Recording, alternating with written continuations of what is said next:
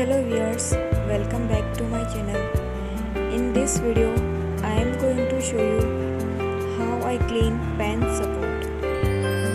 For gas burner cleaning, watch my previous video.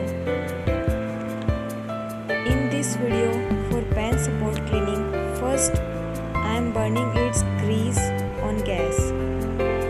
After burning, dirt will be loosed. Then I scrub it with the help of knife. It is very easy to clean.